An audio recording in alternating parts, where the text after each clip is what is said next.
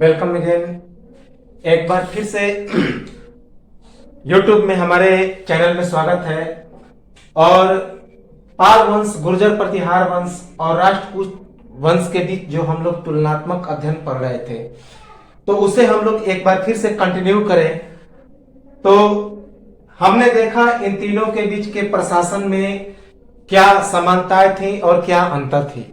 अब हम लोग देखते हैं तीनों के बीच व्यापार एवं वाणिज्य के बारे में कि यह जो पाल वंश था, गुर्जर प्रतिहार वंश था और राष्ट्रकूट वंश था, इन तीनों के बीच व्यापार और वाणिज्य के का विकास कितना बढ़ा। तीनों के समय जो ट्रेड एंड कॉमर्स था उसका डेवलपमेंट कितना हुआ, उसमें कितना इंक्रीज हुआ, कितना गिरावट आया। चलिए शुरुआत करते हैं तीनों का व्यापार एवं वाणिज्य।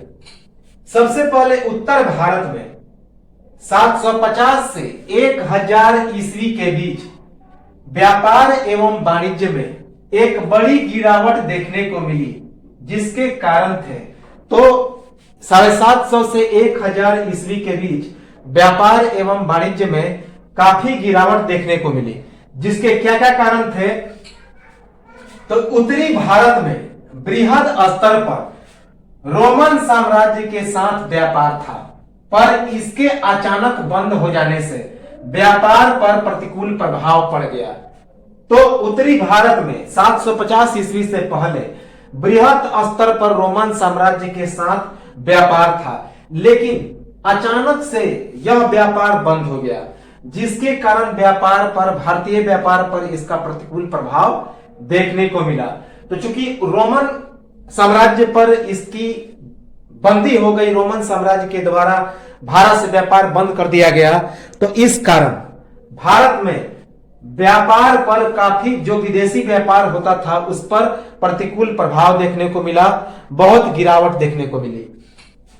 इस्लाम के उदय के कारण ईरानी, जिसे संसनिध साम्राज्य भी कहते थे, का अंत, इस प्रकार भारतीय सरजमी से विदेशी व्यापार को बहुत बड़ा झटका लगा।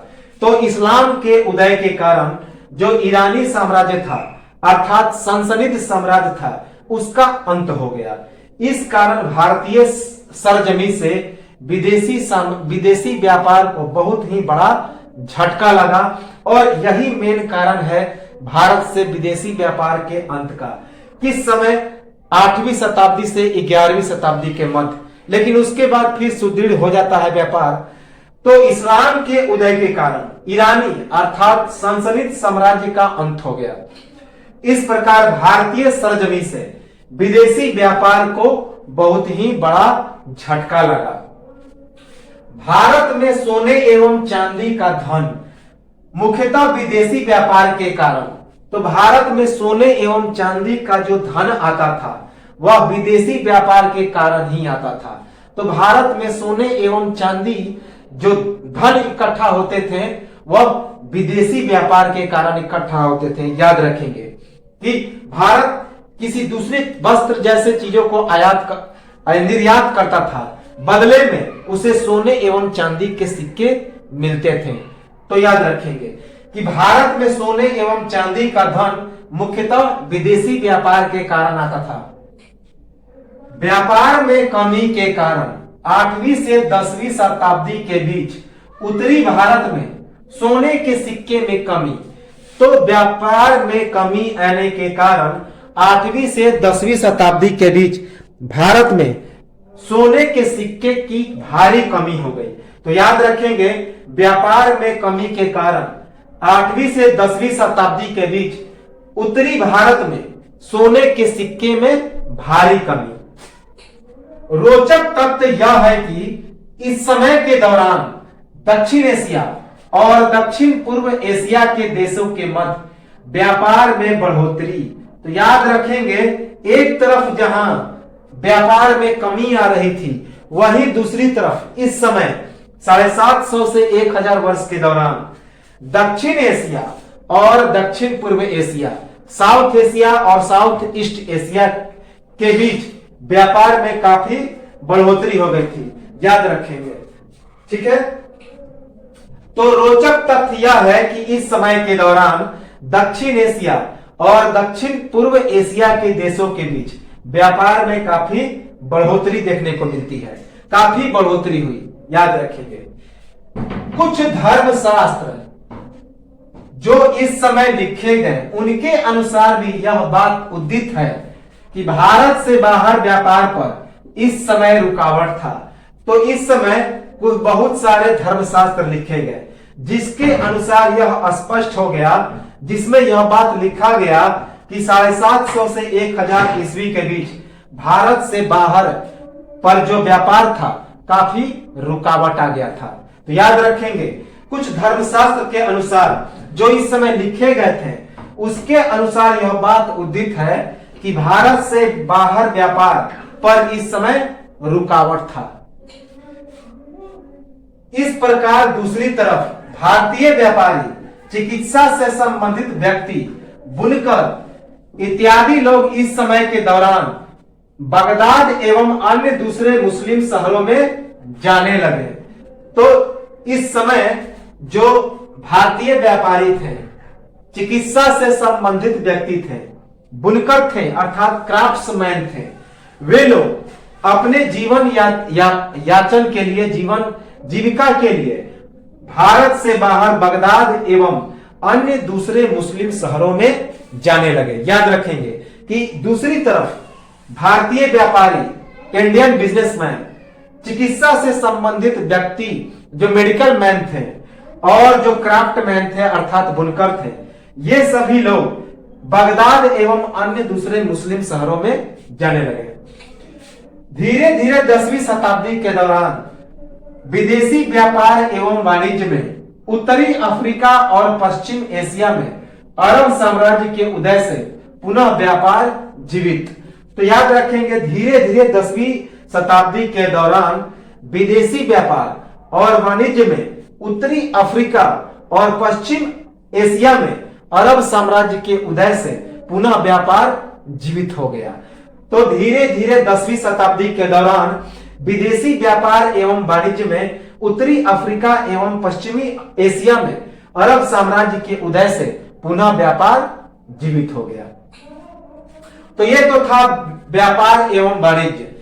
इसके बाद कुछ अन्य तथ्य है जहां से काफी इंपॉर्टेंट तथ्य निकल कर आते हैं और प्रश्न पूछे जाते हैं। तो इस तथ्य को हम लोग देखेंगे। इसके बाद इस पूरे पाल वंश, राष्ट्रकूट वंश और गुर्जर प्रतिहार वंश को अर्थात जो त्रिपक्षीय संघर्ष के लड़ने वाले जो वंश थे उसका हो जाएगा समाप्ति और पूर्व मध्यकाल का जो 70% हिस्सा है वह हो जाएगा समाप्त। तो गुर्जर प्रतिहार वंश के द्वारा निर्मित खजुराहो का मंदिर, याद रखेंगे खजुराहो का जो प्रसिद्ध मंदिर था उसे यूनेस्को के द्वारा विश्व विरासत स्थल में शामिल किया गया। तो गुर्जर प्रतिहार वंश के द्वारा निर्मित खजुराहो का प्रसिद्ध मंदिर यूनेस्को के द्वारा विश्व विरासत स्थल में शामिल किया गया है। याद रखेंगे 637 ईस्वी में सम्राट शशांक की मृत्यु के बाद बंगाल एवं उसके आसपास राजनीतिक शून्यता व्याप्त हो गई और इन सभी क्षेत्रों पर कन्नौज के यशोवर्मन, कश्मीर के ललितादित्य और प्रायः चोल सैनिक के द्वारा हमला हुआ। तो याद रखेंगे कि 637 ईस्वी में शशांक की मृत्यु हो जाती है। याद रखेंगे इसी शशांक ने बोधि वृक्ष को कटवाया था। तो 637 ईस्वी में शशांक की मृत्यु के बाद बंगाल एवं उसके आसपास के क्षेत्रों में राजनीतिक शून्यता व्याप्त जाती है अर्थात कोई पॉलिटिकल एम्पायर वहां पे नहीं रह पाता है, राजनीतिक साम्राज्य नहीं रह पाता है। इसी कारण इन सभी क्षेत्रों पर कन्नौज के यशोवर्मन, कश्मीर के ललितादित्य और चोल सैनिकों के द्वारा हमला होता है। हर्षवर्धन के द्वारा काबिज बंगाल के अधिकतम क्षेत्र, हर्षवर्धन के द्वारा कब्जा किया हुआ अधिकांश बंगाल का क्षेत्र और बिहार और उड़ीसा के पश्चिमी प्रदेश हर्षवर्धन की मृत्यु के बाद असम के शासक भास्कर वर्धन के नियंत्रण में। तो जैसे ही हर्षवर्धन की मृत्यु होता है तो हर्षवर्धन के द्वारा जो कब्जा किया गया था बंगाल का अधिकतम क्षेत्र, और बंगाल और बिहार और उड़ीसा का पश्चिमी प्रदेश वह असम के शासक भास्कर वर्मन के नियंत्रण में चला आता है। याद रखेंगे कि हर्षवर्धन के द्वारा काबिज बंगाल के अधिकतम क्षेत्र और बिहार और उड़ीसा के पश्चिमी प्रदेश हर्षवर्धन की मृत्यु के बाद असम के शासक भास्कर वर्मन के नियंत्रण में हो जाता है। पाल वंश के द्वारा बिहार एवं बंगाल का क्षेत्र 9वीं शताब्दी में अंतिम रूप से शासन। इस कारण पाल वंश का प्राकृत भाषा में मतलब संरक्षक होता है। याद रखेंगे कि पाल वंश के द्वारा बिहार एवं बंगाल का क्षेत्र 9वीं शताब्दी में अंतिम रूप से शासन होता है। उस अंतिम रूप से पाल वंश का शासन होता है। इसके बाद जो है किसी अन्य वंशों का शासन बिहार एवं बंगाल पे समाप्त हो जाता है। इसी कारण पाल वंश को क्या कहा गया है, तो प्राकृत भाषा में पाल वंश को पाल कहा गया है, जिसका मतलब होता है संरक्षक। तो याद रखेंगे पाल एक प्राकृत भाषा है, प्राकृत शब्द है जिसका मतलब होता है संरक्षक। तो पाल वंश के द्वारा बिहार एवं बंगाल का क्षेत्र 9वीं शताब्दी में अंतिम रूप से शासन। इस कारण पाल वंश का प्राकृत भाषा में मतलब होता है संरक्षक। तो यह भी पूछा जाता है कि पाल वंशों की भाषा क्या थी, तो प्राकृत थी। याद रखेंगे पाल वंश के महत्वपूर्ण शहर कौन कौन से थे, तो पाटलिपुत्रा जो आज पटना के नाम से विख्यात है, उसके बाद रामवती जिसे वरेंद्र कहते थे, मोंगीर जो आज मुंगेर कहलाता है, उस समय बुद्धगिरी भी कहलाता था, विक्रमपुर, ताम्रलिप्ति और जगदल। तो पाल वंश के समय महत्वपूर्ण शहर कौन कौन से थे, तो पाटलिपुत्रा, रामवती जो आज वरेंद्र कहलाता है, मोंगीर जिसे आज मुंगेर कहते हैं और उस समय बुद्धगिरी भी कहते थे, उसके बाद विक्रमपुर, ताम्रलिप्ति और जगदल। बिहार और आधुनिक पूर्वी उत्तर प्रदेश पाल वंश गुर्जर प्रतिहार और राष्ट्रकूटों के बीच विवाद का कारण बना। इसी कारण बिहार एवं बंगाल पर पाल वंश का आधिपत्य। तो याद रखेंगे बिहार और आधुनिक पूर्वी उत्तर प्रदेश जो है वह पाल वंश गुर्जर प्रतिहार और राष्ट्रकूटों के बीच विवाद का कारण बना। इसी के कारण कन्नौज का त्रिपक्षीय संघर्ष हुआ और इसी के कारण बिहार एवं बंगाल पर पाल वंश का आधिपत्य हुआ। तो याद रखेंगे कि बिहार और आधुनिक पूर्वी उत्तर प्रदेश पाल वंश गुर्जर प्रतिहार और राष्ट्रकूटों के बीच विवाद का कारण बना। इसी कारण बिहार एवं बंगाल पर पाल वंश का आधिपत्य होता है। पाल वंशों के द्वारा बौद्ध धर्म की महायान शाखा और तांत्रिक विद्यालयों का उपयोग किया गया।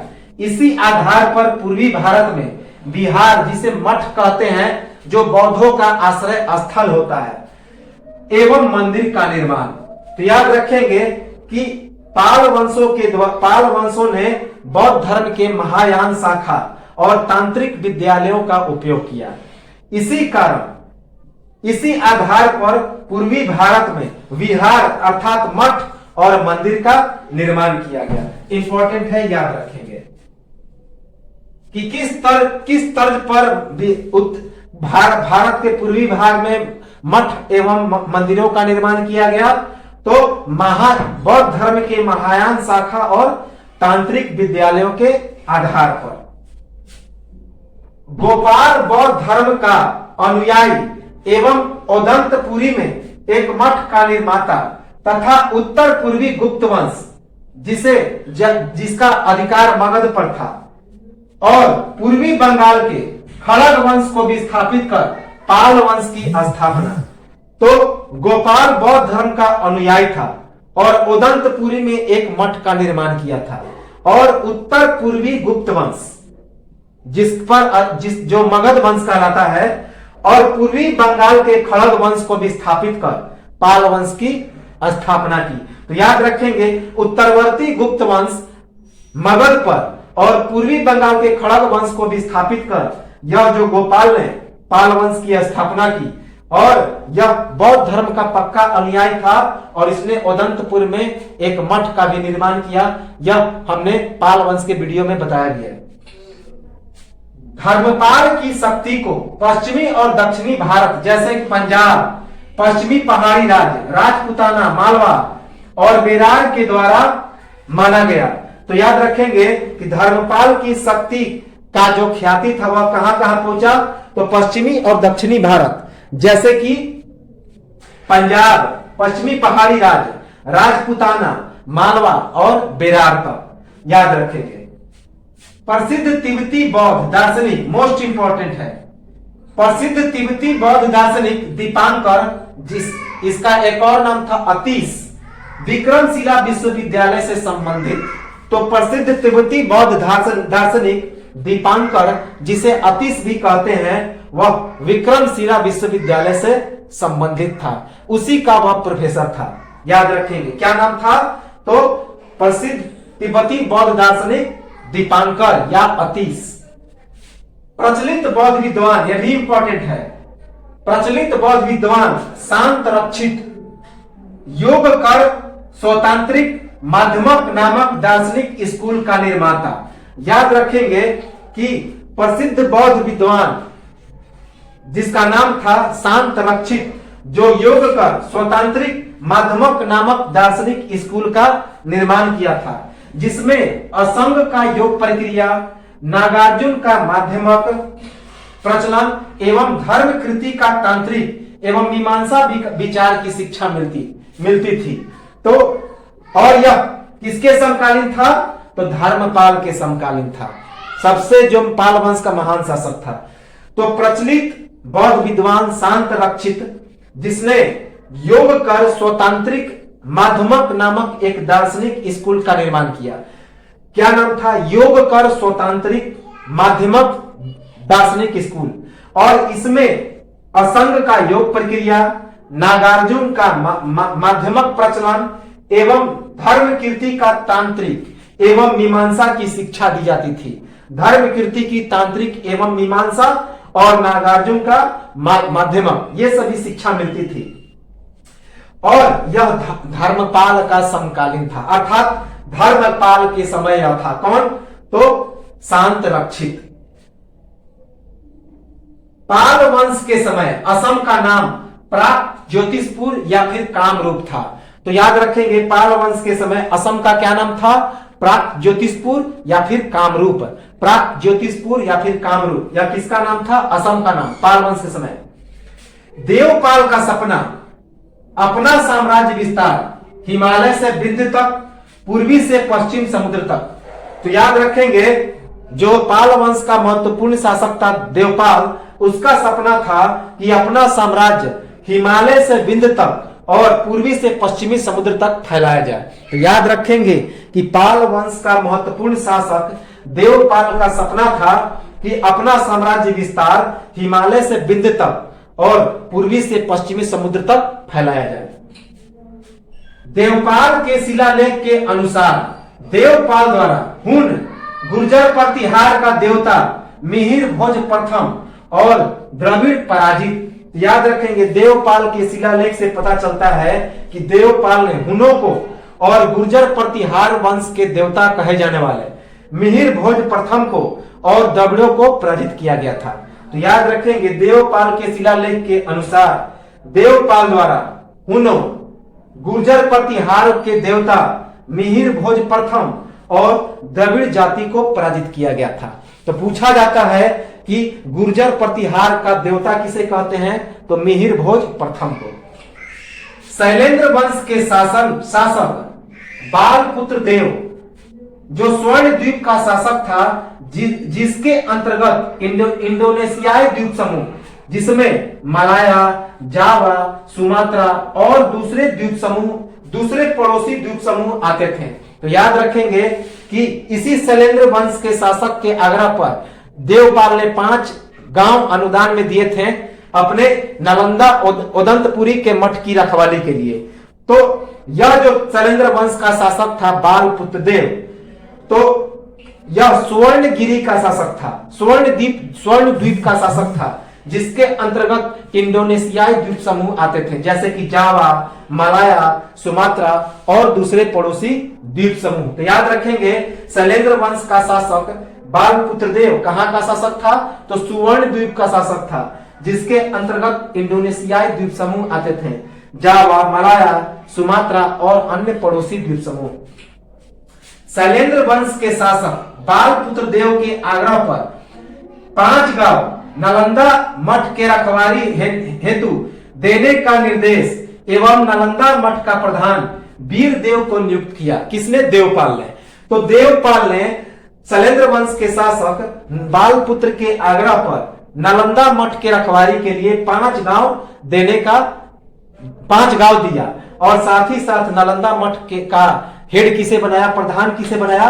तो वीर देव को। याद रखेंगे कि नालंदा मठ का प्रधान किसे बनाया? वीर देव को। और इसी के बालपुत्र के आदेश पर 5 गांव नालंदा मठ के रखवारी पर दिया देवपाल ने। शैलेंद्र वंश का शासक था। देवपाल का दरबारी कवि कौन था?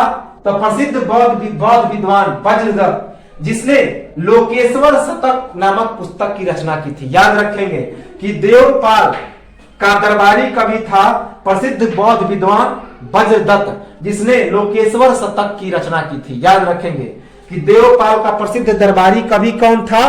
तो वज्रदत्त था, जिसने लोकेश्वर शतक की रचना की थी।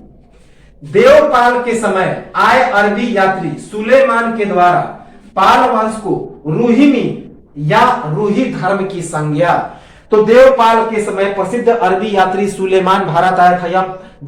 या पाल वंश के वीडियो में हमने बताया भी है कि देवपाल के समय एक अरबी यात्री सुलेमान आया था भारत में, बंगाल में, और उसने पाल वंश को रूहिमी या रूही धर्म की संज्ञा दी।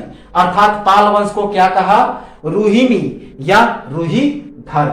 तो एक स्क्रीनशॉट लें, और एक छोटा सा फैक्ट है, तो हम लोग इसको तुरंत देखेंगे और मिलते हैं हम लोग थोड़ी देर के बाद। इसका एक स्क्रीनशॉट ले लें।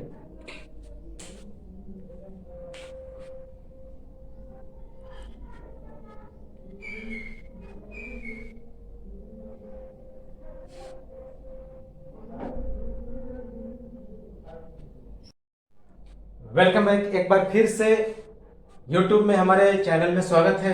तो चलिए हम लोग कंटिन्यू करते हैं पाल वंश, गुर्जर प्रतिहार वंश और राष्ट्रकूट वंश के बीच तुलनात्मक अध्ययन एवं अन्य तथ्यों को। तो महिपाल प्रथम के समय 10वीं शताब्दी में पाल वंश का पुनर्विस्तार, पर चोल वंश के शासक राजेंद्र चोल के द्वारा पराजय।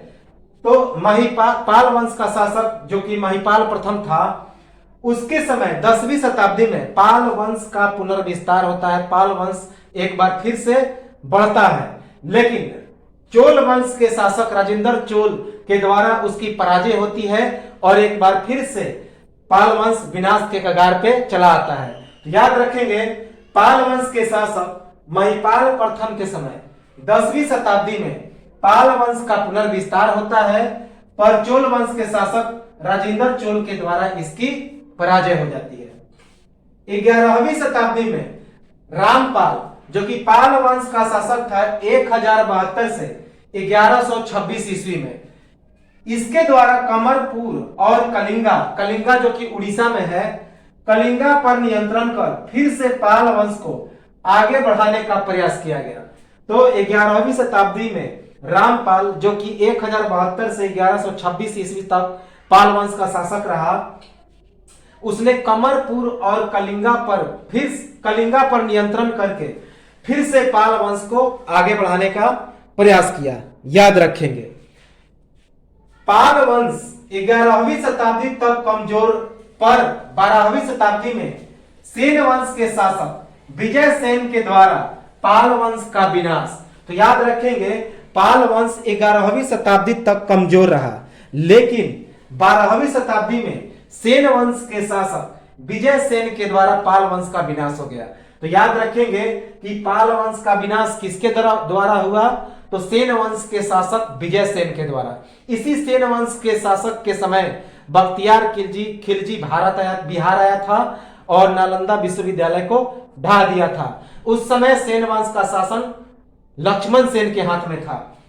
तो 11वीं शताब्दी तक कमजोर था पाल वंश, लेकिन 12वीं शताब्दी में सेन वंश के शासक विजय सेन के द्वारा पाल वंश का विनाश हो जाता है। पाल वंश भारतीय उपमहाद्वीप का सबसे शक्तिशाली बौद्ध शक्ति। तो पाल वंश भारतीय उपमहाद्वीप का सबसे अंतिम शक्तिशाली बौद्ध शक्ति था। याद रखेंगे कि पाल वंश भारतीय उपमहाद्वीप का सबसे अंतिम शक्तिशाली बौद्ध शक्ति था। याद रखेंगे। पाल वंश का शासन बंगाल के लिए स्वर्णिम युगों में से एक था, क्योंकि इस समय शांति, अस्थायित्व और मान सम्मान को बंगाल में काफी बढ़ावा मिला। तो याद रखेंगे, पाल वंश का शासन बंगाल के लिए स्वर्णिम युगों में से एक था, क्योंकि इस समय बंगाल में शांति, अस्थायित्व और मान सम्मान को काफी बढ़ावा मिला। Peace, prosperity and stability. Pala वंश के द्वारा प्रोटो बंगाली भाषा का उदय, बाद में बंगाली भाषा का उद्गम।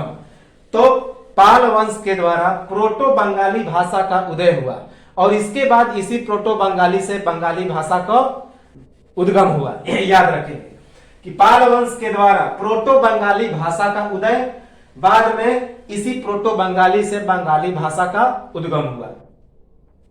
पाल शासकों का तिब्बतन साम्राज्य, श्री विजयन साम्राज्य, अरब के खलीफाओं से राजनीतिक संबंध। तो पाल शासकों का तिब्बत के साम्राज्य, श्री विजय साम्राज्य और अरब के खलीफाओं से राजनीतिक संबंध थे। याद रखेंगे कि पाल शासकों का तिब्बत के साम्राज्य, श्री विजय साम्राज्य और अरब के खलीफाओं के साथ राजनीतिक संबंध था। बंगाल में प्रथम साहित्य लिखा गया जिसका नाम था चार्य पद, बहुत सारे रहस्य से भरे बौद्धिक कविताओं का संग्रह।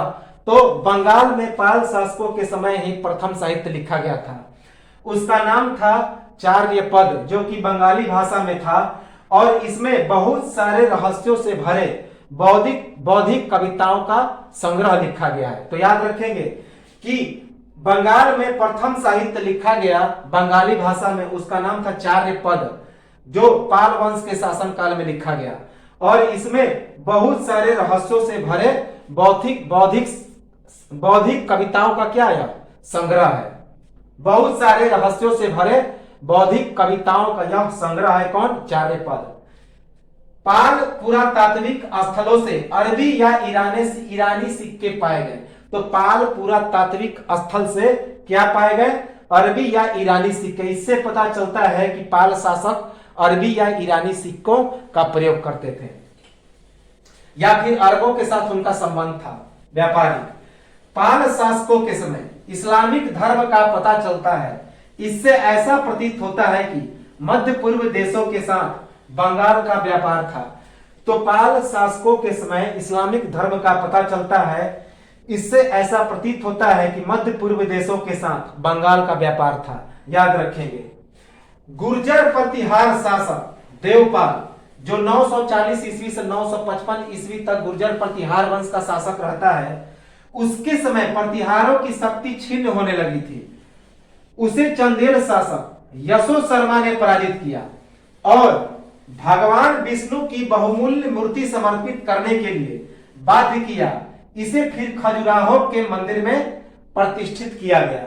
याद रखेंगे, गुर्जर प्रतिहार शासक देवपाल, जिसका शासनकाल 940 से 955 ईस्वी तक होता है, उसके समय प्रतिहारों की शक्ति छिन्न होने लगी थी और उसे चंदेल शासक यशो वर्मा ने पराजित किया और पराजित करने के बाद भगवान विष्णु की बहुमूल्य मूर्ति देने के लिए बाध्य किया और उसके बाद उस बहुमूल्य मूर्ति को यशो शर्मा ने कहां रखा? तो खजुराहो के मंदिर में। तो गुर्जर प्रतिहार शासक देवपाल, जो 940 ईस्वी से 955 ईस्वी तक प्रतिहार शासक रहता है, जिसके समय प्रतिहारों की शक्ति छिन्न होने लगी थी, उसे चंदेल शासक यशो शर्मा ने पराजित किया और भगवान विष्णु की बहुमूल्य मूर्ति समर्पित करने के लिए बाध्य किया। इसे फिर खजुराहो के मंदिर में प्रतिष्ठित किया गया। तो यह था हमारा पूर्व मध्यकाल का पाल वंश, गुर्जर प्रतिहार वंश और राष्ट्रकूट वंश के बीच तुलनात्मक अध्ययन और फिर अन्य तथ्य। तो एक स्क्रीनशॉट लें और इन सभी चीजों को चाहें तो पाल वंश के साथ ऐड कर सकते हैं और गुर्जर प्रतिहार वंश के साथ ऐड कर सकते हैं, राष्ट्रकूट वंश के साथ भी ऐड कर सकते हैं, जो पाल वंश का चीज पाल वंश में ऐड कर सकते हैं। तो इसका एक स्क्रीनशॉट लें और लाइक सब्सक्राइब कमेंट और शेयर करें। तो मिलते हैं हम लोग अन्य राजपूत वंशों के साथ अगले वीडियो में, तब तक के लिए नमस्कार।